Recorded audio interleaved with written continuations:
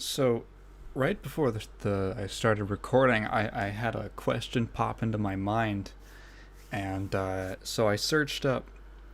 I was really curious all of a sudden whether or not breast milk was vegan, and I am happy to announce to anyone who now also is wondering this. According to Healthline.com, breast milk is indeed vegan and is the perfect food, these are their words, not mine, is the perfect food to nourish your newborn and future animal rights activist.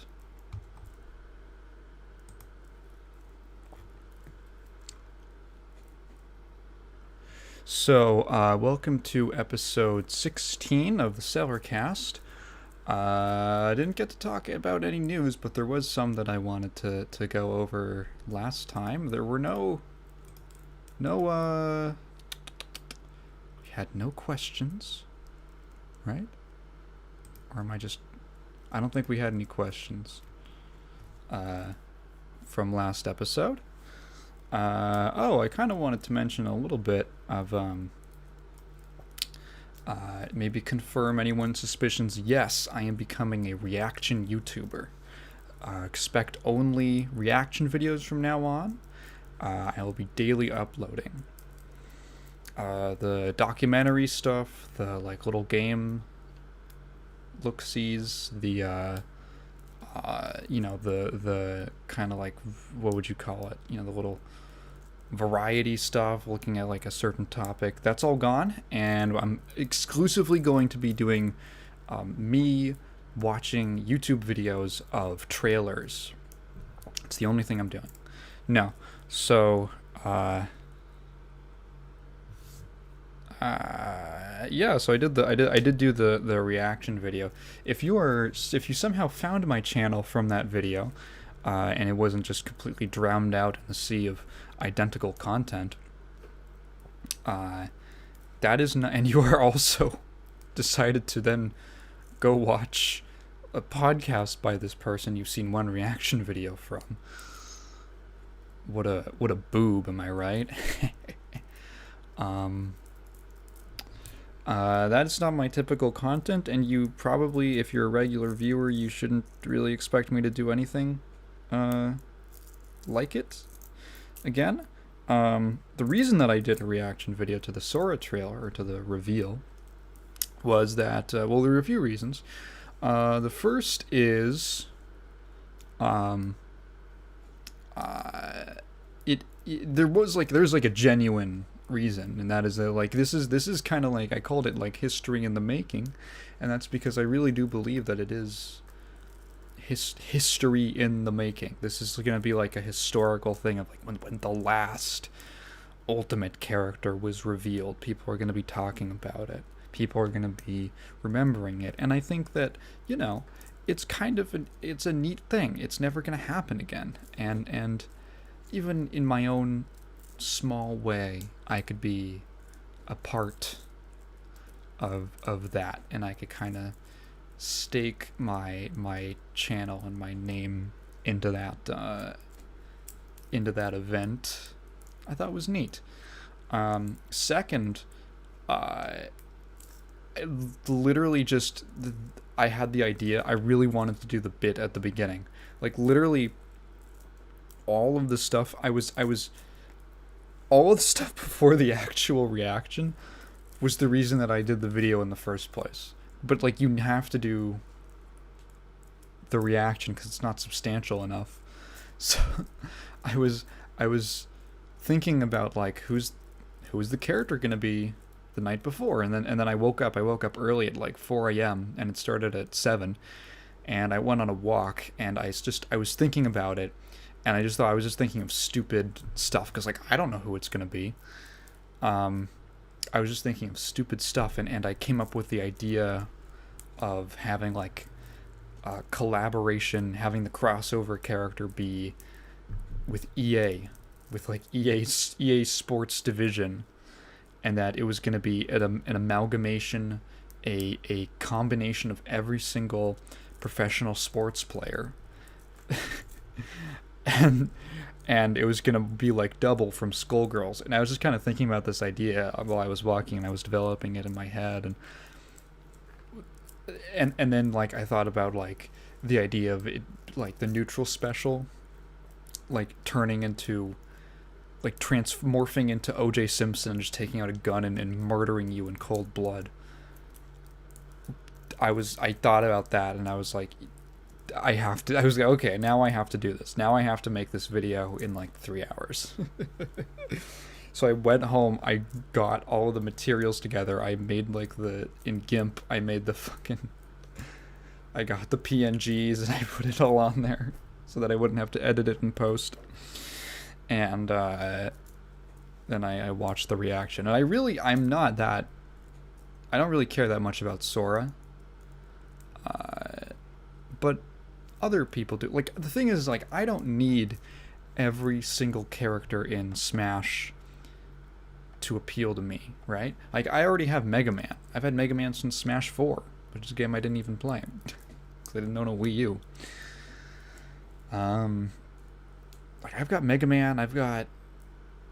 I mean, Joker's in there, and personally, I'm more of a Persona 3 guy, but the representation is nice. And then there's like, I was way more hyped for Kazuya, to be honest. And I'm not even a Tekken player, I just thought he was super cool, and I always like seeing the fighting game representation.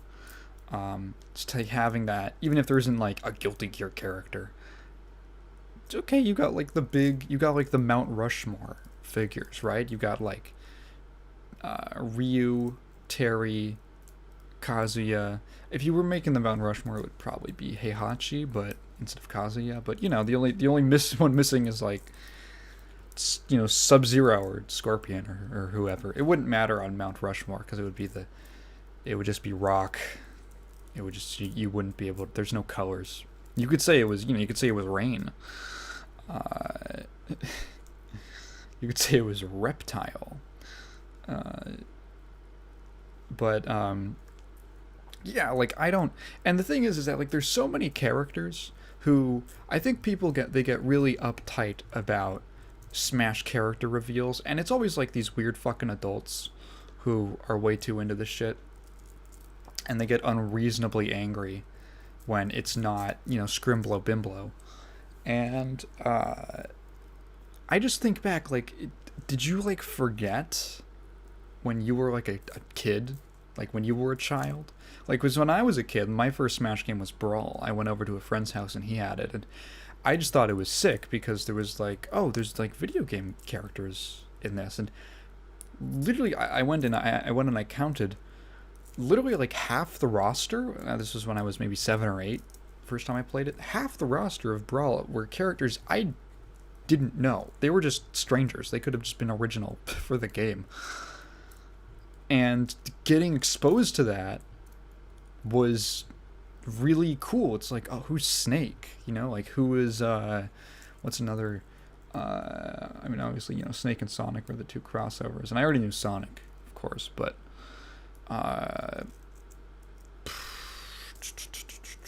oh, like Star Fox. There was no Star Fox game on the Wii, or if there was, no one cared about it because I haven't heard anything about it. I don't think there was a Star Fox game on the Wii, right? So that it just wasn't a part of. There was like the ones on the GameCube, but like I didn't know anything about Star Fox. There was who else was in Brawl? Like Mr. Game & Watch. Like how many people when they were kids knew you can be all cool like, yeah, I had an NES growing up, so I knew all these characters. You didn't know Mr. Game & Watch. You probably didn't even know Rob, okay? You shut up. It's cool to be introduced to characters that you had no idea about. Like I feel like almost everyone has at least one character in Ultimate that they can look at and be like, okay, this is the one on my team. If I had to choose one character for my team, this is them, okay? You can like let the children be exposed to cool stuff. Let the children find out who, Terry Bogard and Dragon Quest, and who else? Who else? Banjo and Kazooie. You let them let these characters just be in there, because you didn't mind when you were a kid. You weren't like, who the fuck? Oh my god. Who is new and the Meta Knight? Who, you weren't like 8 years old playing Melee like Captain Falcon.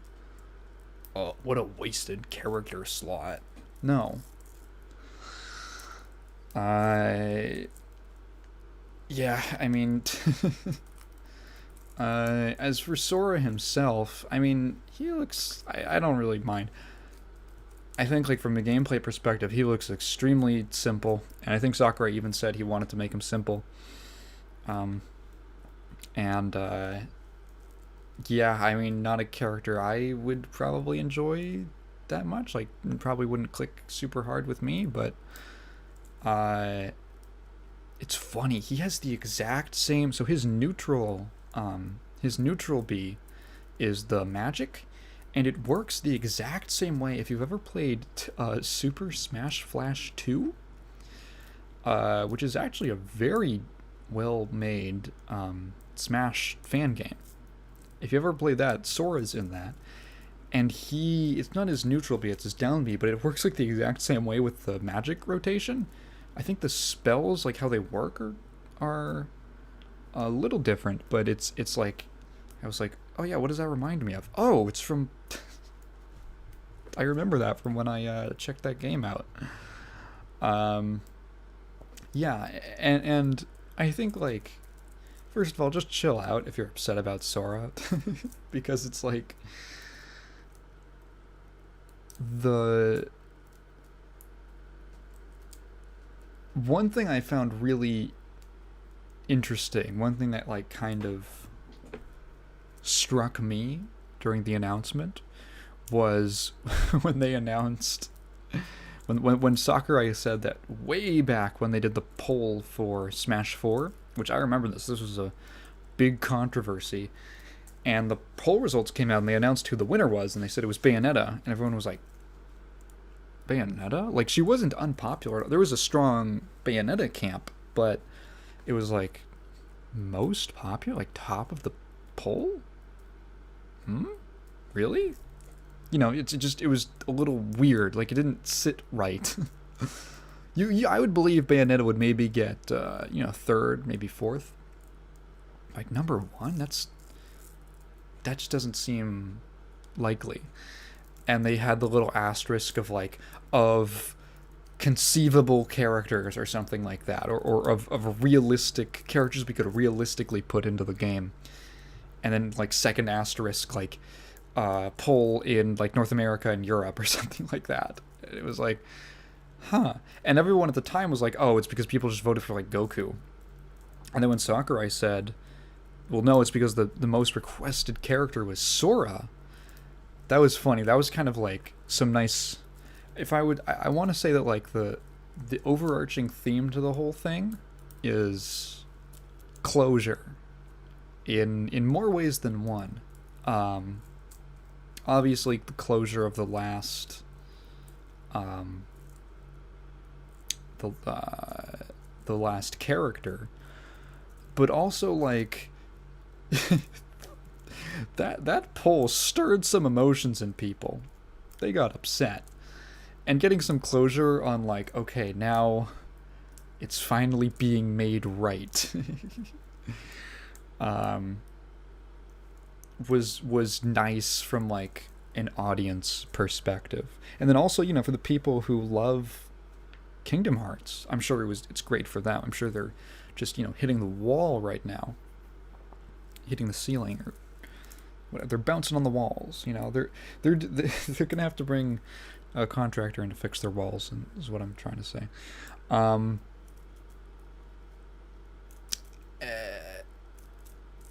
then also one thing that really struck me, and I think you can see it in the video, is when Sakurai said that when the final results were in, and he said he looked at the top of the list and it was Sora, he was like, oh shit. And he goes and he talked about him. I'm picturing it in my head, like he's meeting with Iwata, and I can imagine them saying like, yeah, this is like what the poll was, but like there's no way, right? Like there's no way we can do it because it's like it's Disney. We have to work with Disney, and like, oh, like Nintendo has a relationship with Square, so that probably they might have been able to, man, more than they did with like Konami, but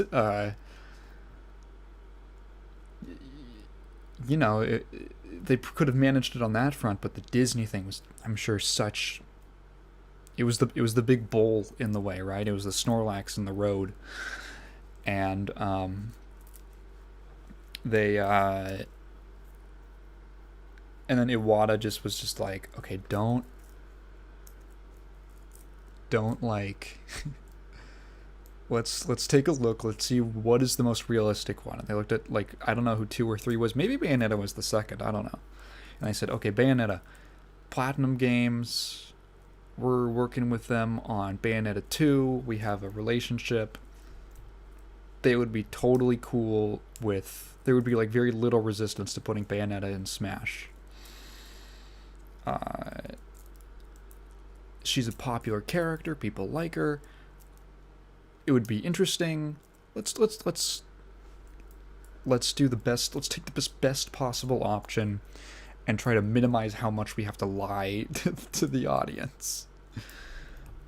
Because his reasoning was that, like, if we say that Sora was the highest requested, but we couldn't do it, Disney and Square are going to get inundated for literally ever with hate mail or just people being annoying, and then it's really never going to happen.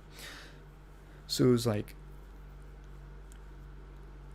the fact that now he was able to do it and they were able to pull it off. I read a comment somewhere, I'm not entirely, like, I haven't fact checked this, but supposedly one of the last things Iwata ever requested of Sakurai was to do Smash Ultimate, or to do what became what became Ultimate. That the project was like, do a game with all the characters, just to make the one complete Ultimate package, and take this amazing thing you've done and like bring it home. And having done that and being able to give so much, it's interesting because it's a project that pays homage and gives respect to history, but it also in its own, at the same time, it is an incredible achievement. So it's like this kind of circular thing. I can't imagine what it feels like to be Sakurai. And I read a comment that was, talking about this. This is where I learned about this, where I heard this, so, take it with a grain of salt. But you can kind of think of it as, especially with Sora now being able to be, like, the thing that was impossible back when, Sakurai and Iwata were having that conversation, this thing that was never going to happen. Now being able to do it, you can kind of think of it as like fulfilling the wish of like a friend who's gone, of a dead friend.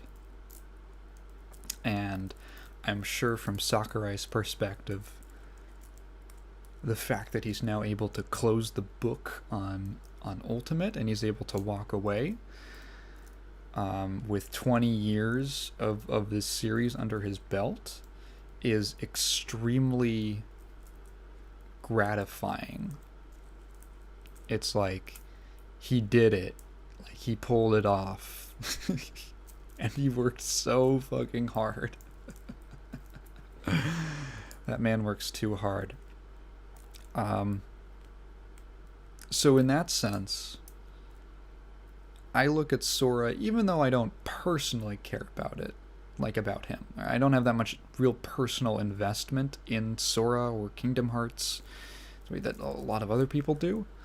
And he doesn't look that interesting to me from a gameplay perspective, and all these personal things, right? I can still look at his inclusion as a nice little bow on top of this incredible achievement. And almost like, I think of it as the happy ending for Smash Brothers. This is the happy send off, and we're all gonna be cool. It's all gonna. You can leave the theater with a good feeling, and on the drive home, you're gonna be thinking about it, and you're gonna be like, yeah, that was a great time. That was a great time. Jeez, I've been going for 20 minutes just rambling about, breast milk.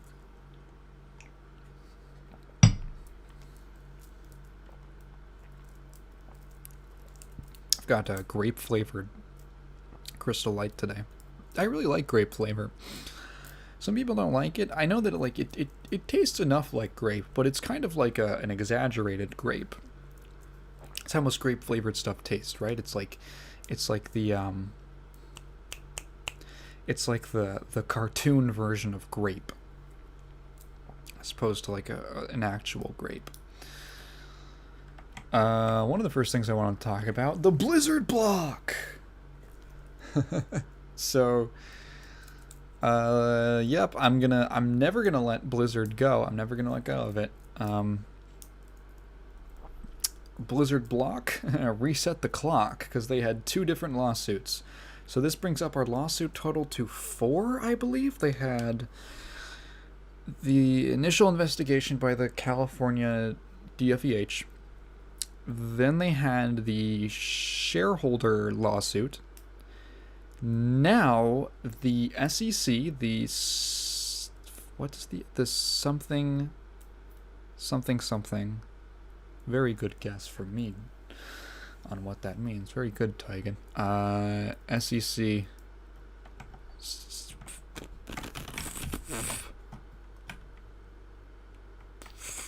U.S. Securities and Exchange Commission. So this is the federal government now. We were on state, now we're on federal. They're literally getting every single lawsuit. They're going for like a completionist record. There's got to be like an achievement for this. Like every single different type of lawsuit. They've got civil cases, they've got state level, they've got federal, and now they have another one. The U.S. They have 2. So the SEC was investigating Activision Blizzard. And then they got the U.S. Equal Employment Opportunity Commission, which I believe was actually already been resolved. They made like a what the heck? They made like a little fund for. They were like, we have this $18 million fund for sexual harassment or whatever. It means nothing. And we're still waiting on the big one, which is a criminal case. Oh, I can't wait for a criminal prosecution. Right now they're all civil cases, which sucks because it's just going to result in a settlement. And nothing will change.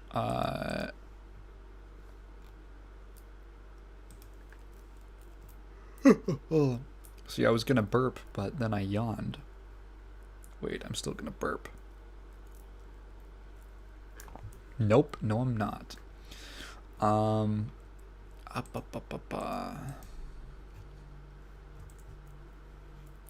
Yeah, I don't know. I don't have anything else to say. They're just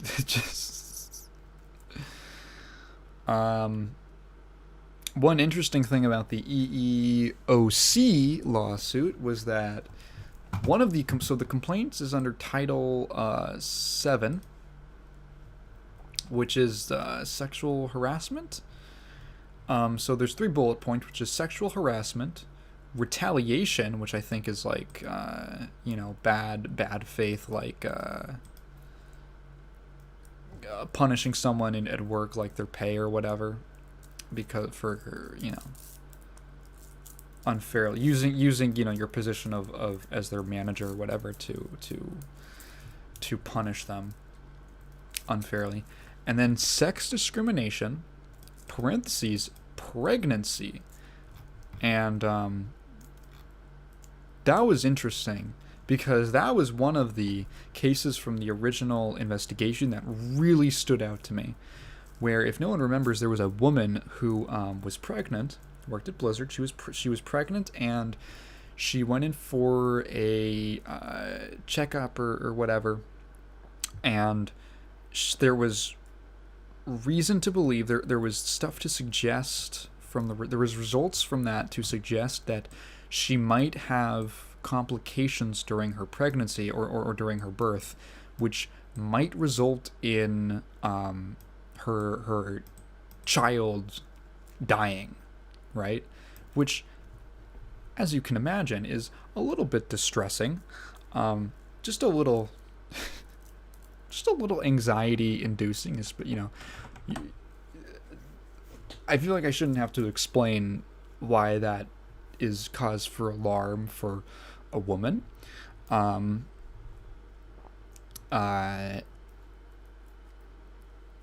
So she was just, her first priority was to schedule another appointment, another appointment with her doctor to double check. Like, there was before, it was just a suggestion. Maybe there's this thing showed up. It might be a problem. Come in another time, and we'll specifically look at this, and we'll test for this stuff. So obviously, it's her number one priority, as it should be. And her manager would just not let her do it. Would just not allow her to schedule this appointment. This got stalled out for weeks, which turned into months. And you can imagine going to work every day with the knowledge that your like child that is like inside of you. There's like a very strong like psychological attachment between mothers and their unborn children. That anything bad could happen to that child is incredibly distressing. It's incredibly there's another word, distressing. So she keeps trying to schedule this thing, and her supervisor or whatever just refuses. They just refuse to give her the time off. All she needs is one day. She literally needs one day to just pick out to go get this thing so she knows whether or not she's going to have complications during pregnancy. And she just cannot get it. They won't give it to her. And it got to the point where her doctor was like, I literally don't know. Like, she was trying. She was like, how far? She was like, can I schedule it like this many weeks in advance? And there was always something like, oh, you can't schedule it within this time frame because that's too short notice. But also anything beyond that, we won't let you schedule. We won't let you schedule things like a month in advance or something.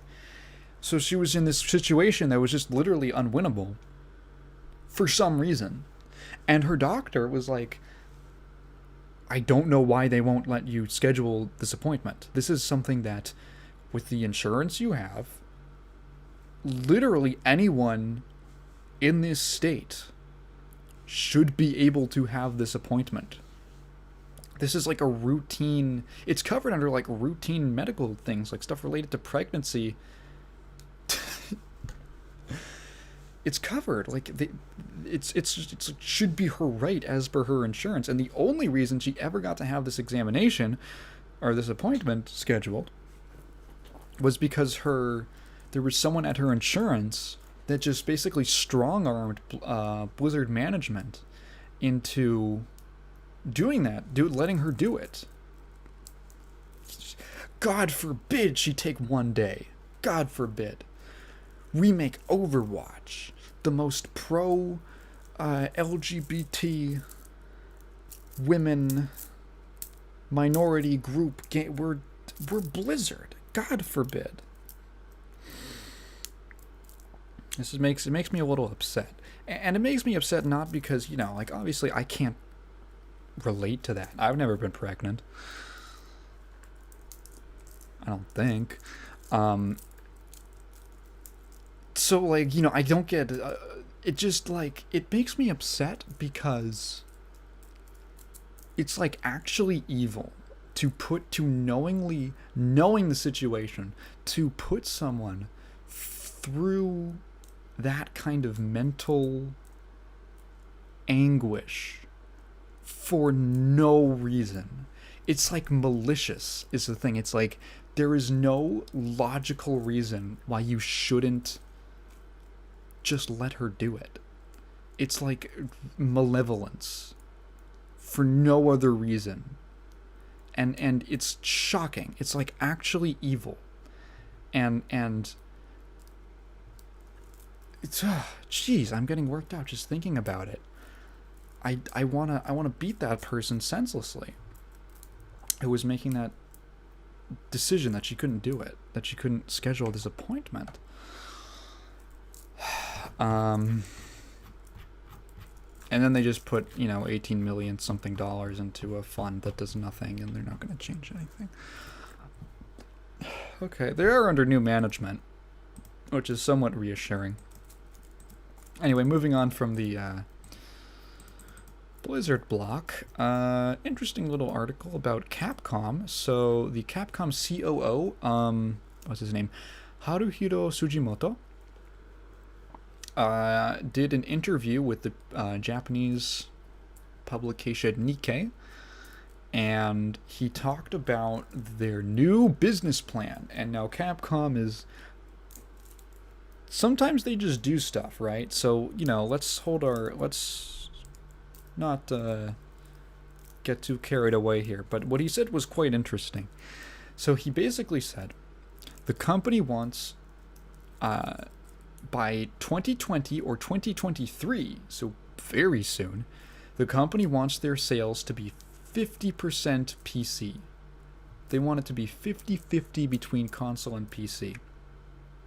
So, there's some sales data, which might have come out it says leaked here. This is coming from Event Hubs, from Dakota Dark Horse Hills. There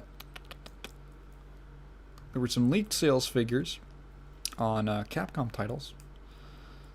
So specifically Monster Hunter World, so it sold over 5.7 million copies on Steam versus 5.5 million on PS4 and 1.7 million on Xbox One. Now, I think that's an Xbox problem more than a Monster Hunter problem, personally. And I think if you look at it, the market in Japan is changing. So I don't know if I've ever talked about this before, but PC gaming has traditionally not been a thing in Japan. A lot of that has to do with the fact that the NES, or the Famicom, was a huge deal back in the 80s. It was a huge deal, and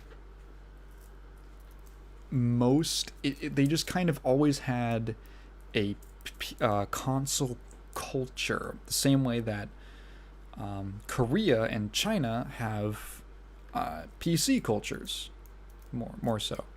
And the reason for that is because for the longest time there was either a ban or a heavy import tax on Japanese products in those countries, meaning that they couldn't get Japanese consoles. So all their gaming was done on PCs. So they just have it's just built into the culture. The PC is a gaming machine, but not so in Japan. In Japan, the PC is a work machine. It's you use it for work, you use it for school. The idea of owning a PC specifically to play video games is pretty foreign. It's pretty foreign, at least for a very long time. It was just one of those things. It just got kind of built into the culture. Oh yeah, games. It's played on the console. Also because they had some very strong Nintendo and PlayStation, pretty strong consoles. If you're gonna establish a gaming culture, pretty strong contenders for in the console court. And there were like PC 98 and Sharp X 68000 and all those, but those are like they're always like really tiny little indie things, right? And those brands didn't really move forward. It just kind of got taken over by Microsoft because Microsoft had all the business software and they were a global company. Everyone used Microsoft. Everyone used Windows for their spreadsheets and all that. So in Japan, stuff like PC gaming has not been a big thing until recently. For some reason, Apex Legends. I'm not entirely sure why. It might have to do with VTubers. So Apex Legends is incredibly popular in Japan. Like I've heard stories about 50-year-old cab drivers asking people if they play Apex. In fact, it's so popular they have a slang term for shorthand for the term is epiero, and it means, do you want to play Apex? So if you message someone epiero as a shorthand for hey, hop on Apex.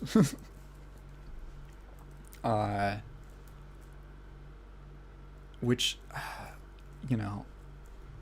my Japanese is still kind of shoddy, but I think epiero is basically, if I'm guessing what the spelling of the word is, literally epe just being a shorting of Apex, and then as a yaro is just like a verb ending, so literally like Apex verb. Apex is a verb. I think because VTubers have been really big there for a while, and VTubers, they're streaming, so they're using PCs, so they're playing PC games. Some of them specifically, I know Minato Aqua is really big into Apex, and she was second highest subscribed member of Hololive for a really long time. She's still really, really big. So I know there's a lot of Apex was, it got pretty big worldwide, but I think it might have just been some very significant influencers in Japan that really exploded its popularity there. So PC gaming is now suddenly a thing that people are aware of and they're interested in. And when you look at Capcom specifically, you can look at some of their divisions. For instance, I was going to say they're fighting games, but it would be more accurate to say they're fighting game, because they only do one at a time now because they're scared of putting out more than one fighting game because of what happened in the 90s. I'm so sorry, Darkstalkers. I'm so sorry that had to happen to you. Everyone plays Street Fighter V on PC because the online was whack because they messed up the implementation for a while, and they've not been super keen on fixing it. And it's still, even though it's a lot better, still shaky, still kind of shaky. SF5, and if you're PC has now become the go-to for fighting games just because of the connection. Because in this increasingly, especially with lockdown and not being able to go to events, you gotta play online. You're doing online tournaments. It's just easier if everyone uses PC because they're plugged into an Ethernet port, or they should be. That it's a way easier to just organize stuff. You could just send someone, a link to a lobby.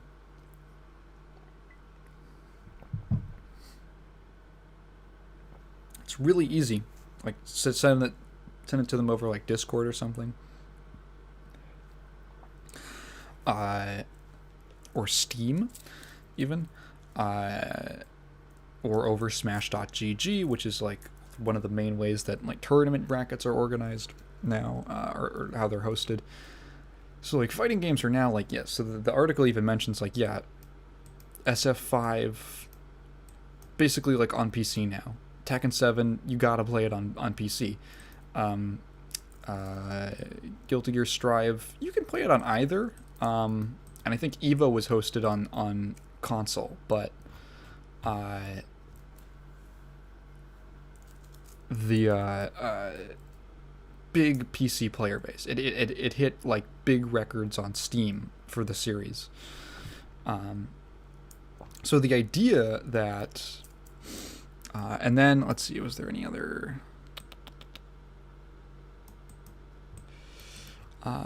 They've recently, they've been better about getting working ports, like not totally fucked up ports of their games on PC, like Devil May Cry 5 and the Resident Evil remakes, as well as the new Resident Evils like 7 and 8. And it makes sense. It's now like they're seeing it as a viable market. 50-50 is, I don't know what their sales figures for all of their games are. Like obviously looks like PC is now their biggest market for Monster Hunter. On their other games, maybe they could be looking towards just bringing them up to the level of Monster Hunter. But it's really interesting because Capcom is a big player, right? They're a big dog in the Japanese game dev and publisher scene. They're huge. They're probably behind Nintendo. It's like Nintendo, Bandai Namco, Capcom, I would say, are probably the biggest. SNK is around there as well. Although I won't get into like a big spiel about like, oh, where do they rank? They're one of the big players, and them deciding to move to PC, especially because it's a market where, for instance, Nintendo is not interested in, could be a very let's see, what's the word? A very smart decision. Let's say it could be a very strategic decision to like, oh well, there's this. We now have evidence to suggest that there's a big market for that most Japanese developers have just not been touching. Let's mosey up. We haven't even been doing anything, and we're getting sales there. Let's see if we can mosey on over. I'd be cool with it. I like Capcom stuff. I love Capcom stuff. Mainly just Mega Man. But hey, it's always cool to see more diversity in platforms, seeing multi-platform stuff. It's good. I'm gonna take a quick bathroom break, and then hop back on.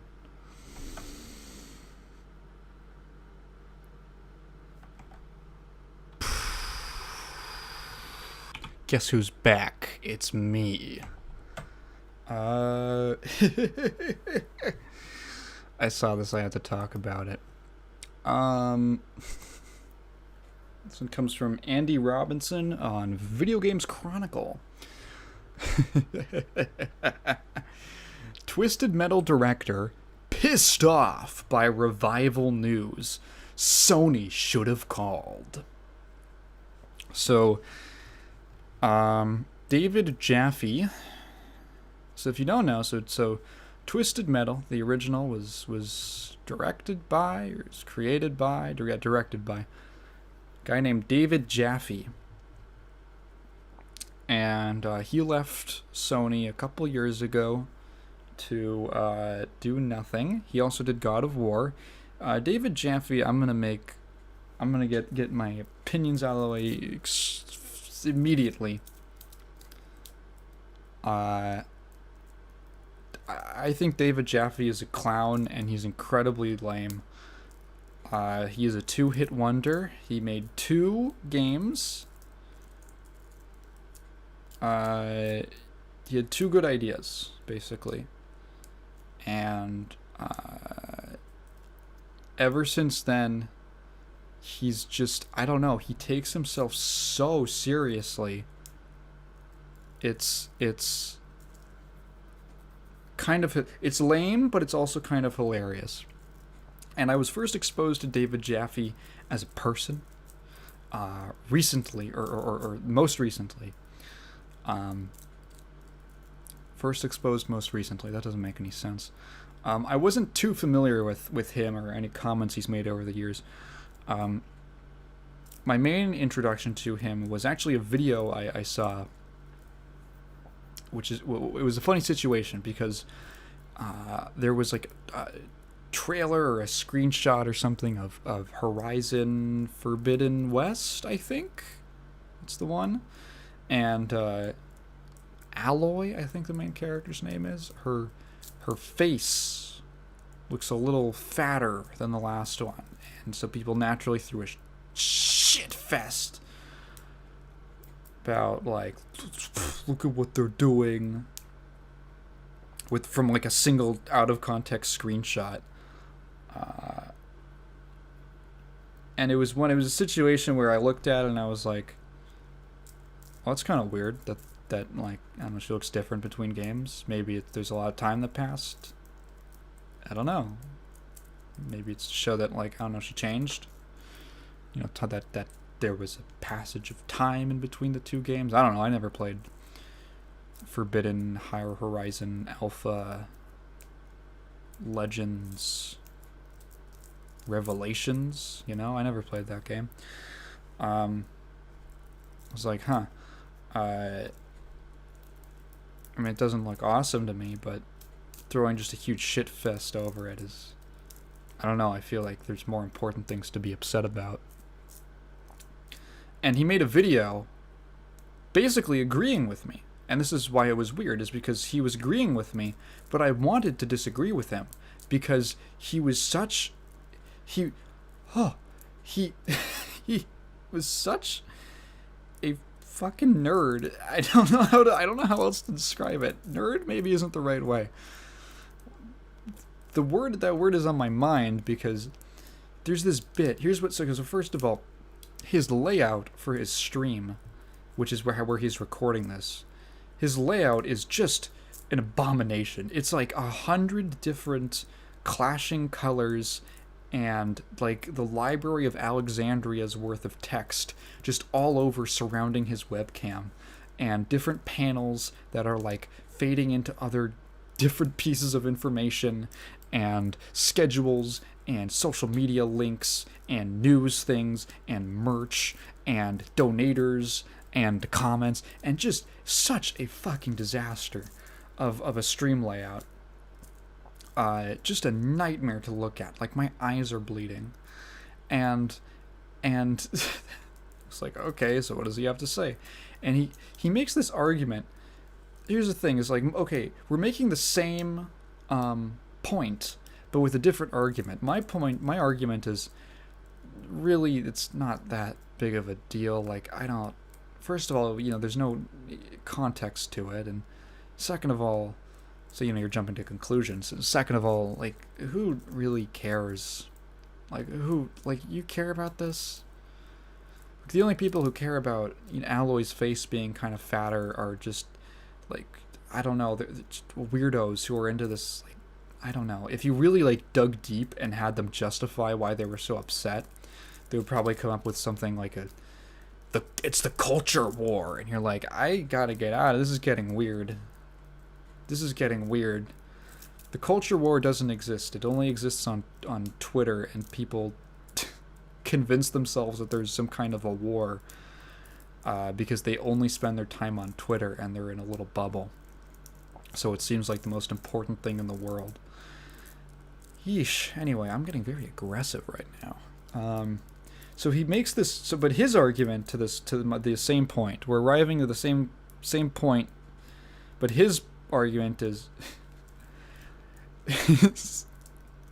I can't even think about it without laughing. He goes like, "Come on, like we're gamers. We're nerds. We're the guys who got picked on in high school for being nerds, and we're supposed to rise up and be better than that." And I'm just listening to this, and I'm thinking like, what the fuck are you talking about? Do you live in like a 1980s movie? Like, what? Where is your head? How far? Because this is how he thinks of himself. How far up your own ass are you to think that, like, to be so off the ground that you're looking at yourself as like the main character of a movie who the writer has written to just be always correct because they're just a self-insert. He has, I guess what you'd call it, his main character syndrome. I don't know. I really got that vibe from him. Just this whole spiel about, like, this completely unrealistic idea of, like, like, gaming it's a global thing. Lots of people play video games. It's not just, like, I had this thing about, like, a lot of things from like high school movies. High school movies are really unrealistic because they're from this very warped, not all of them, but a lot of them. Yeah, and I feel like, you know what I'm talking about, where it's like, this isn't really how high school is, but that's because it's written from the perspective of someone who got bullied in high school. Because the writer was like a gay theater kid who got bullied for being a gay theater kid. And now he's going to write the gay theater kid as being the hero who is way better than, like, the stupid meathead football players. And it's just, like, extremely incel-y. And I'm really aggressive. I don't know why I'm doing this right now. Maybe it's just David Jaffe. Maybe he just gets me in the mood. I haven't even gotten to the meat of the article and why it's so funny to me. But, like, you watch these movies and it's like, this was written from the perspective, this had an agenda to it, and it was to make the writer feel better about what they went through in high school, to be like, yeah, like, I'm getting back at them now. And it creates this weird feedback loop where people in high school or people, kids who are not in high school yet, see that stuff, and now they have this weird perception of either the place they're in or the place they're going. And it's based on someone who is like vindictively using their profession to get back at the people who don't even remember, who are probably totally different, and if they saw them would probably be like, hey, I'm really sorry for, like, calling you a, I'm not going to say the F slur on camera with the mic on, but they're just seething like they never got over it. That's David Jaffe. David Jaffe is like, no, I made God of War. I showed them. I made the cool game where you're the toughest guy. Oh, and he has sex with all the women. Oh. So, there's a Twisted Metal reboot. This is the kind of man David Jaffe is. There's a Twisted Metal reboot coming out, or a revival, and David Jaffe left, all association with Sony in 2018, and they announced this revival, and he's not happy. So, if you go to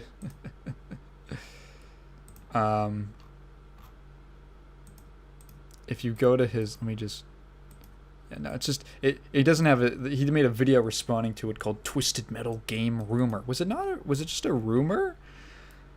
VGC reported that a new Twisted Metal game has been greenlighted. Yeah, okay. So it's happening. And he makes a video of him just molding in his room for close to 18 minutes.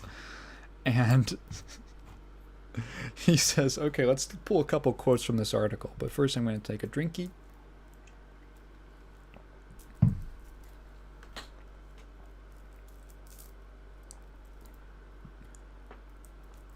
And he goes, let's be clear. Sony owes me nothing. Our relationship ended somewhere in late 2018. But I will say that, emotionally, it feels shitty, if any of this is true, to not have been contacted at all. Let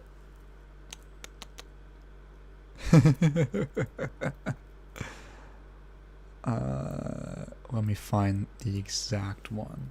So he goes on a bit of a tirade until he comes to this amazing pull quote where he goes, so he says, like, at the end of the day, I'm excited that Twisted Metal is still going in some form or fashion. I will be there to play it, and if they ask me for my help, of course I will be there. Oh my god. Ooh, that's a very simpy line. And then he goes on to say, this is the line. I know things. I know where the bodies are buried. Hell, I know who pulled the trigger before they buried the fucking bodies. I'm not saying I'm gonna give shit away that's going to hurt people, because I don't want to be a dick, but you should have called. You should have called. Twisted Metal was near and dear to my heart. I made 2 franchises for you guys. I never said anything on my stream that has been anything other than honest and accurate. There are things that I haven't said. I could literally play you guys.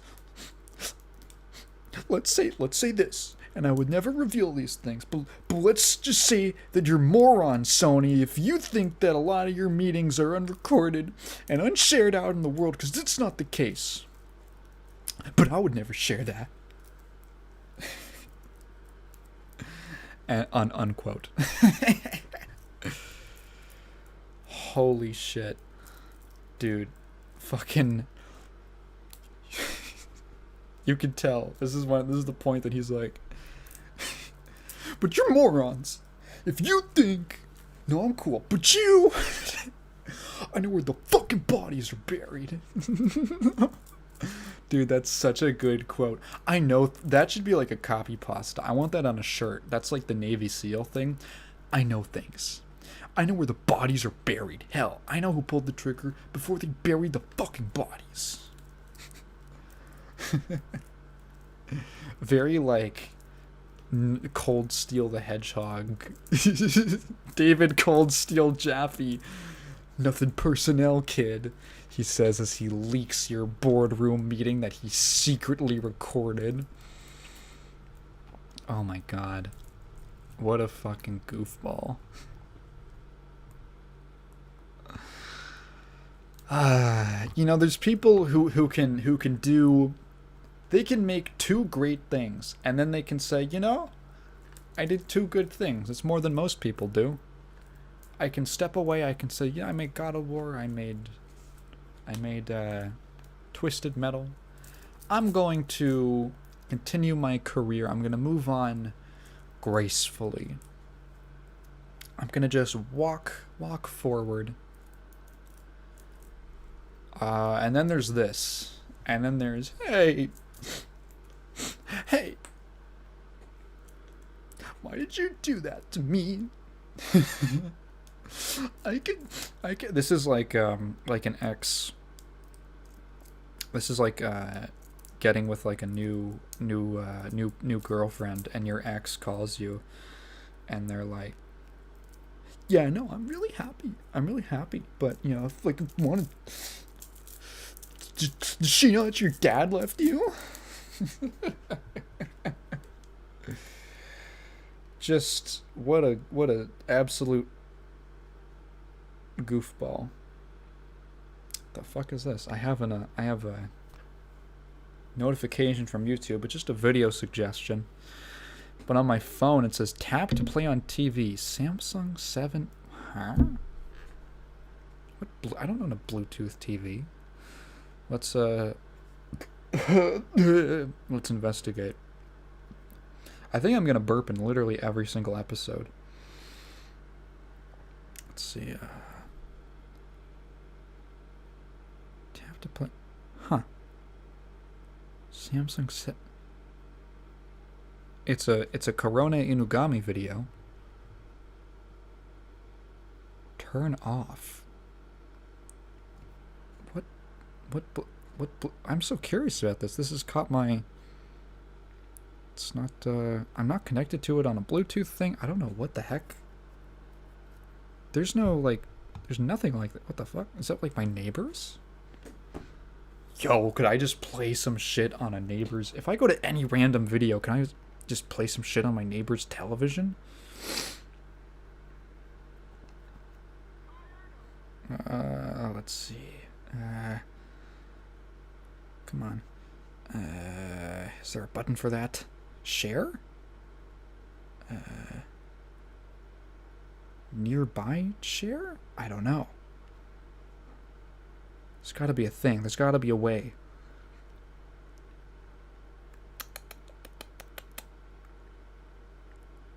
Bluetooth? No, doesn't seem to be the way. Share nearby. Huh. I don't know what the heck is going on with that. Anyway. How long have I been talking? I haven't even gotten the news from like this actual past week. What even happened? Let's just do a cursory glance at r/games.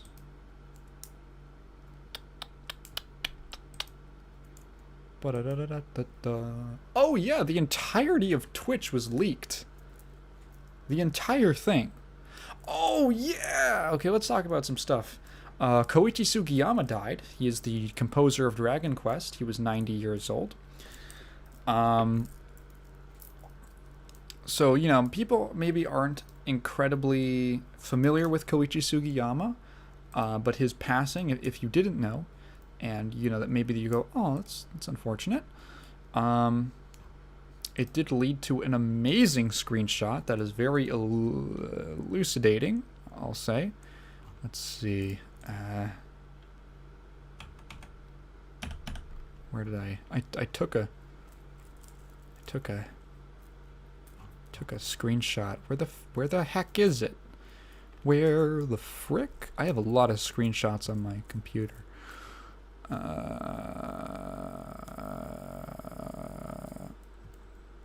If I just like view, I want to get the exact wording of. Yep, here we go. So the exact same article, one on top of the other. Well, not the exact same, but the same announcement. But with one key difference. Let's play Spot the Difference. From r/games. Dragon Quest composer Koichi Sugiyama passed away at the age of 90. Right below, from Reddit. This is all on Reddit. From Two Best Friends Play. Dragon Quest composer and war crimes denier Koichi Sugiyama, dead at 90.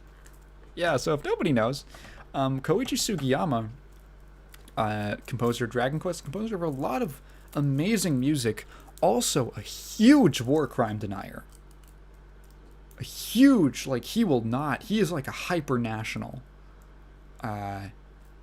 And also celebrated the suicides of LGBT teenagers because gay people are evil.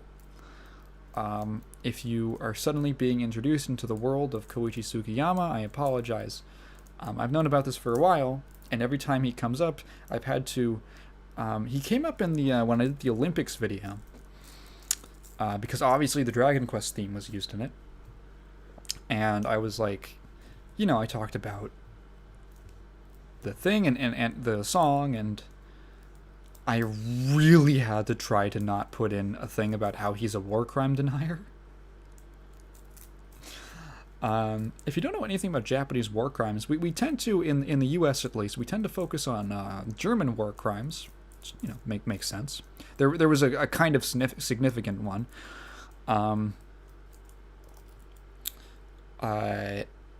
We never really talk about Japanese war crimes. They might in Russia and China, but not in the US. And the reason we don't talk about it in America is because it never happened. Nothing ever happened. There was not a lab called 731 where they did human experiments on prisoners of war.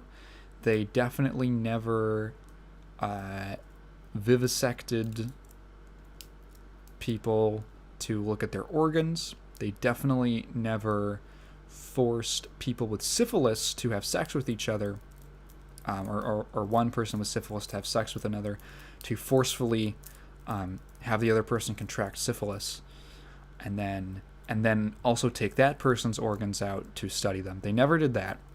They never did an experiment to see how long it would take a 3-month-old baby to freeze to death. They never did anything. None of this is all made up.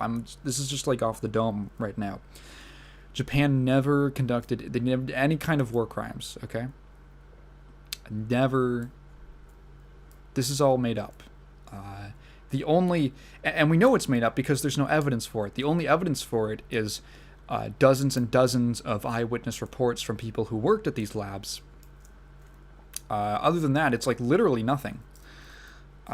It's literally only people saying that they either did these acts or worked for people who did these acts, all of which are backed up by logs and data. Other than that, there's like literally nothing. Like, you can't prove at all that any of this stuff happened, and it's all fake. So, Koichi Sugiyama was actually so racist. Dragon Quest XI, he created problems for Square Enix. He was so racist. So people noticed when the international version of Dragon Quest XI came out that they were like, why is there only 4 songs in this game and they're all really shitty MIDI instrumentals? Well, the reason for that is Koichi Sugiyama was so racist that he would not allow his music to be heard by non-Japanese people.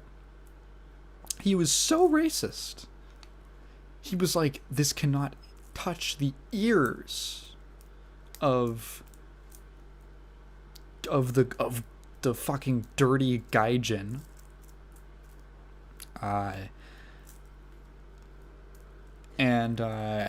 So Square was like, please just let us, like, they have to use his music. It's Dragon Quest. They have to use his music.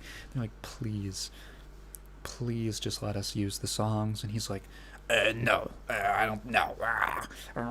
From his, like, he's just a fucking skeleton melting into like a hospital bed. No, I won't let the fucking gaijin hear my music. And they eventually got his permission to use 4 compositions, but not the original versions. Specifically, they got someone to make MIDI arrangements of them so it wouldn't be the true instruments playing. So it's Whew, it's bad. It's the sound of MIDI, really bad MIDI trumpets. Trumpets are one of the worst, in my opinion, as a trumpet player. One of the worst MIDI instruments. Sometimes you can make it work with a certain sound card or in a certain setting. Like, there's SNES games that, some of them make it work. Whew. This does not sound good. Not at all. So fuck that guy. I am genuinely happy that someone as hateful and vile as Koichi Sugiyama is dead. Sometimes I think that it's better that some people are just dead.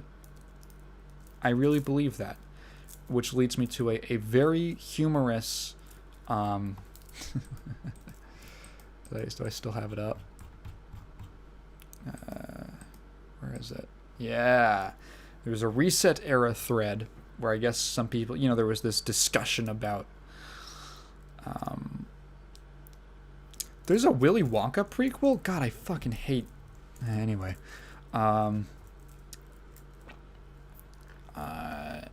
Someone goes, in response to people celebrating Sugiyama's death, I won't celebrate the death of a human being, period. To which Anaron, true hero, responds, then you're not a true Sugiyama fan. Let me see if that's so good. Koichi Sugiyama. Yeah, he was a huge homophobe. He hated gay people. Let me see if I can grab an article. This is coming from Gaming Mag. That's such a good name. Shout out to the people at Gaming Mag.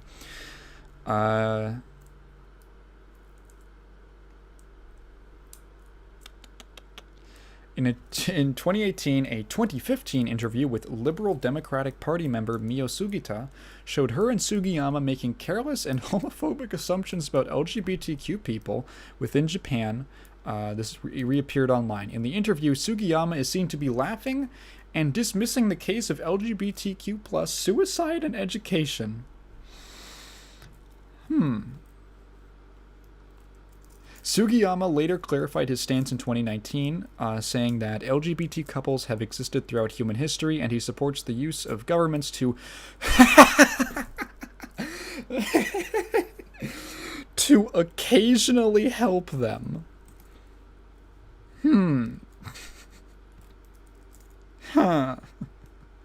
To occasionally help them. Just on occasion. Let's see, did they make any,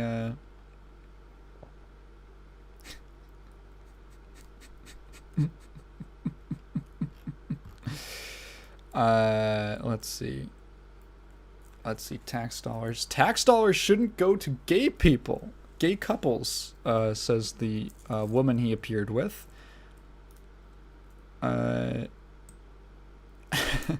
Holy shit.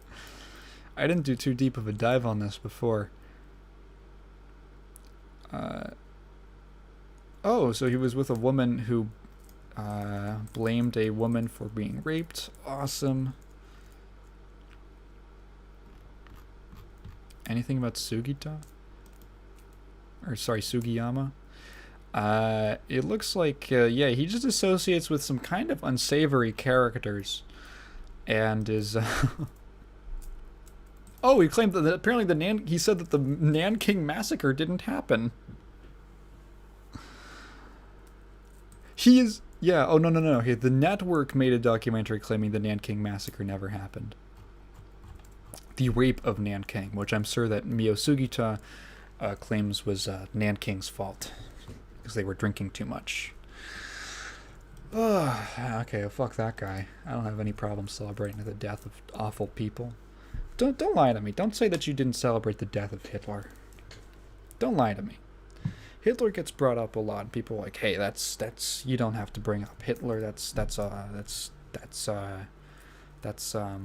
what is it? That's not reactionary. What the heck? That's too extreme. Like you're being provocative. It's like, no, it's because like, okay, Take your standard and apply it to Hitler. Hmm?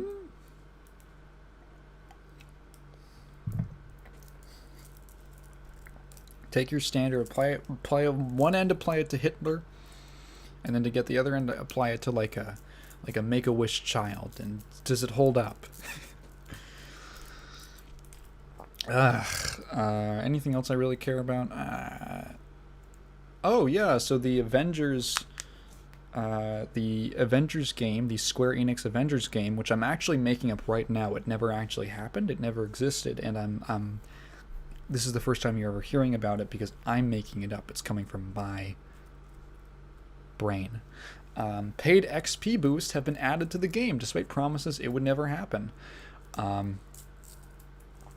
So this is a big scandal with the Avengers player.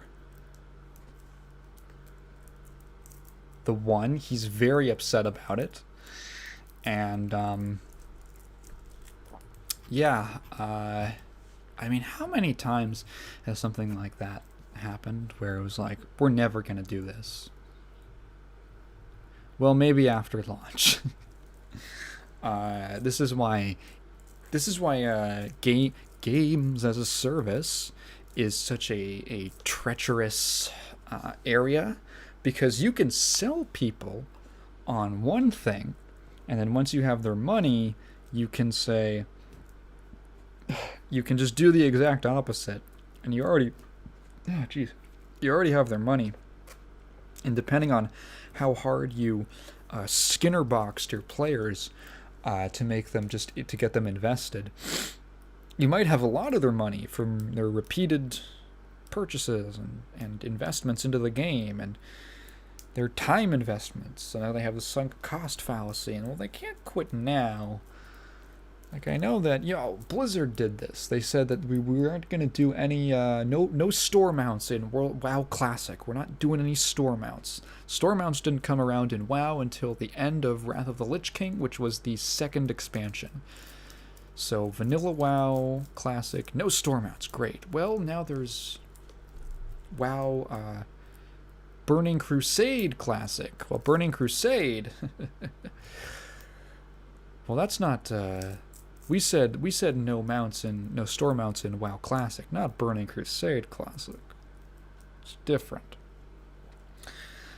That got huge backlash. But hey, people are addicted to WoW. That did do them a lot of disservice to the hardcore player base. Man, Blizzard sucks. They really did it to themselves, didn't they? Anyway, yeah, I am not at all surprised. And it does make me a little concerned because, obviously, if it was EA, I'd be like, that's par for the course. But it's Square? And not that it's out of the question for Square to do stupid money grubbing things, but it is like, well, you think about a game like FF14. That is a game that I would say has a lot of integrity due to very careful stewardship by their producer. And in fact, he has, on one occasion at least, said that he has fought Square really hard on adding things to the in-game store. Well, it's not even in the in-game store. There's no, you can't buy anything with real money in-game. You have to go to a separate website. The MOG station. It's called the MOG station. He's fought very hard with them. This is one of the most brutal things that he's gone to task with them on. About what he will allow them to sell, and they have had to come to many compromises over what is like what they can sell. And luckily, he has the clout as the guy who saved the fucking company to throw down the gauntlet and say, nope, we're not doing that. And at the time when all of this was happening, when I'm sure that the game was being rebooted, he threatened to walk off. I'm sure there was at least one point where he threatened to walk off if they put in things like not level boosts, something like the WoW token, where you can basically just pay some money for a premium currency that you can then exchange for whatever in game, and basically completely compromise any sense of accomplishment because you can just pay for stuff. Basically make the game pay to win. There's this great thing from when the game was in pre-release or pre-whatever, and he's at a convention and he goes like, there's been a lot of discussion online about what the store is going to contain, and people are really apprehensive about it. Then he goes, with his accent, he goes, so the translator's like, he's translating, and he gets up to the point where he goes, I will tell you this, and then Yoshi P himself goes, no pay to win. Every time Yoshi P speaks English, it's always awesome. I fucking love him. And the whole room just starts cheering. And he's like, he said that the store is run by... Actually, it's not even run by someone who is on the actual team. It's a separate person who is not on the team that Square Enix put in that position. He calls her the Mog Station Baroness, and that he said that he's afraid of her every time he has to talk to her. And she's yeah. So it's like, Square they're a company, and they're a fairly big company. They're the Final Fantasy guys, and they have so many. Square is huge when you think about it. They have like 4 Smash reps. 4? 3. They have Cloud, Sephiroth, and then now Sora. I was thinking 4 because it seemed like a safe bet because they just have so many. But yeah, it's like, I hope this thing that I like doesn't get tainted by this the corruption at the top. Okay, yeah, so Square Enix and Crystal Dynamics have added the ability to buy XP and resource collecting boosts with real money in Avengers, reneging on a promise that this would never happen. So initially at the start they said it would only be cosmetic, which tends to be the line for people. It's generally the line for me as well. You gotta admit, well, if you're paying $60 for a game, free-to-play games with cosmetic upgrades or cosmetic transactions, sure. Like, I'm a realist. I wish it didn't have to be that way, but, I'm realistic about it. You need to have some kind of a business model. That's just the reality. Spending $60 and then asking you for more money sucks. But most people tend to draw the line at cosmetics. As long as it's only cosmetic and it doesn't affect gameplay and it doesn't affect your achievement, it doesn't affect a lot of, those things. That's where most people tend to draw the line, and why most people were at least, the 10 people who bought the game, they were at least okay with the purely aesthetic microtransactions. Well, now, so during a presentation for the game at E3 2019, yeah, I remember this, senior community manager Megan Marie stated, "Our promise to the community is that we won't have random loot boxes or pay-to-win scenarios. The idea from the beginning is that we want you to be able to customize your hero, how they look, how they play, the gear they have, and how they use it. Blah, blah, blah. In terms of how we monetize, we'll have cosmetics. No gameplay paywalls. The pledge remained right up until launch. A blog post written on the game's official website in September 2020 stated, "We've committed that content purchasable with real money in Marvel's Avengers will be aesthetic-only editions, which will ensure we can keep the game fresh for, for years to come." Now fans are upset because this stance has been reversed. So there's a screenshot of the in-game store with... so you can now buy consumables, as they're called, which speed up progress with real money.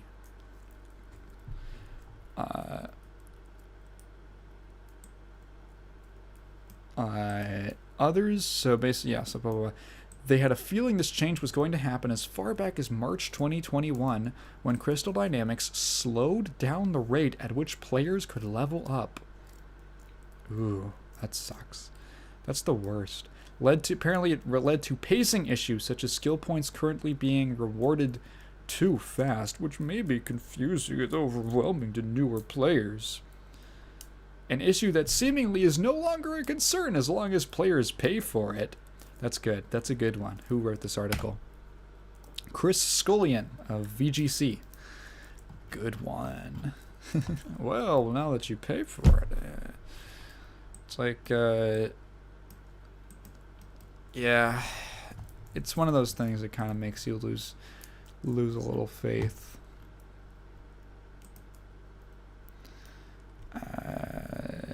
Is there anything I really care about? I'm just, oh, the Bloodborne producer. His name is Masaki Yamagiwa. He's in Team Ninja now. That's cool. Looking forward to anything he does. That's great. A lot of people are probably psyched about that, assuming that he had a significant role in Bloodborne.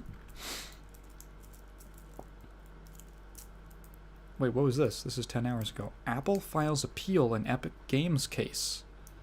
Potentially delaying App Store changes for years? Huh? Apple is asking, this is from CNBC, Kif Leswing, that's an interesting name. Apple is asking for a stay on the injunction that says developers can add in-app links to non-Apple payment websites. What?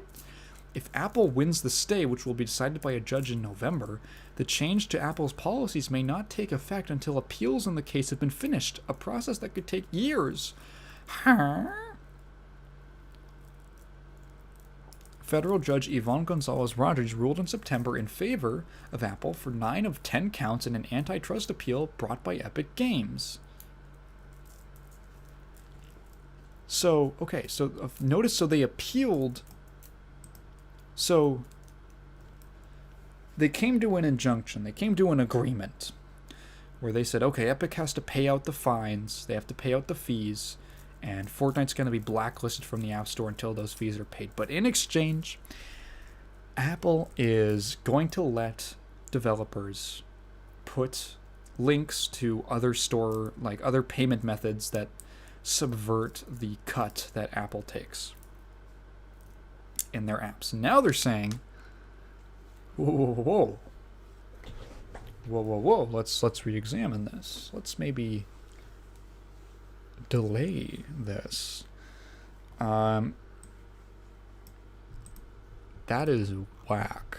So until the appeals in the case have finished. Let's see. The appeals, what exactly does it mean? If app makers are ultimately...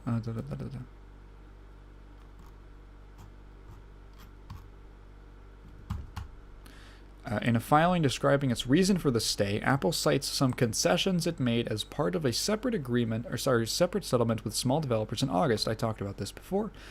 That settlement is still pending Judge Rogers' approval. The requested stay will allow Apple to protect consumers, yeah, and safeguard its platform, while the company works through the complex and rapidly evolving legal, technological, economic issues that any revisions to this guideline would implicate. The judge also ordered Epic to pay damages to Apple. Yep. Epic Games filed a notice of appeal in September. Oh, really? I didn't... Fuck. These guys are just fucking crazy. These dudes are crazy. I'm sick of talking about...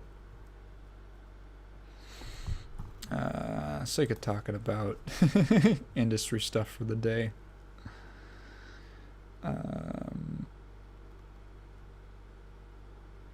Yeah.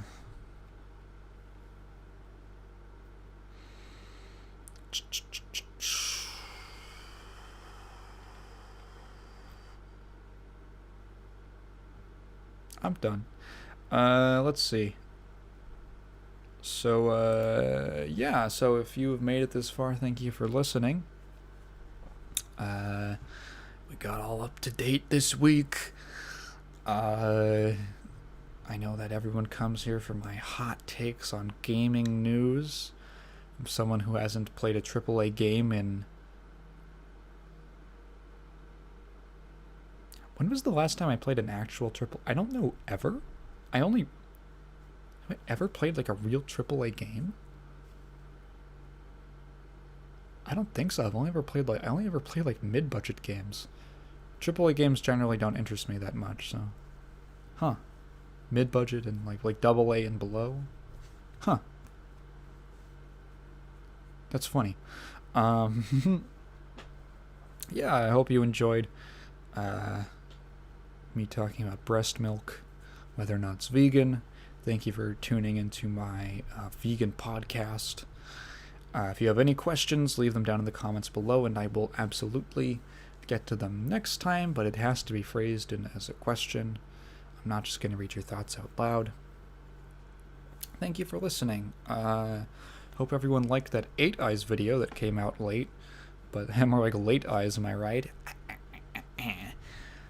I kind of want to talk about some movies next week. Maybe get ready for that next week. Who knows? Blah, blah, blah. Bye.